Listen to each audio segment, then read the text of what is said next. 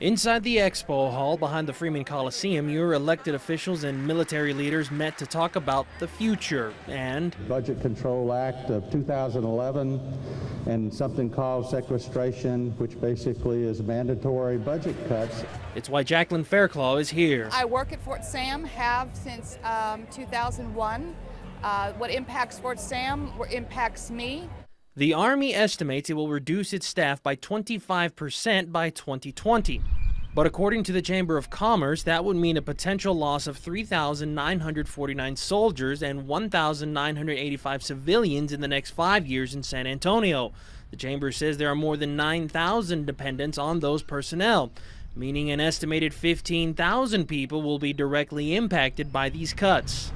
Well, in a time when San Antonio is really starting to take flight as a city, as a region, it would be devastating. Worse yet, They're conservative estimates. You know, anytime we make an estimate, we always want to be very conservative. So the chances that the numbers will be much greater are very real. Fairclough says she's for it. As a taxpayer, no, I like to see this happen. As someone who receives their paycheck as a civilian employee, absolutely it's scary, but it's a double-edged sword. The best thing to do, according to the Chamber, is to put pressure on our elected officials to do something. But depending on how you see it, it may be too late. The decisions are already made, we just have to live with it. What we need to do is figure out how to live within it. Gary Cooper, Fox News at 9.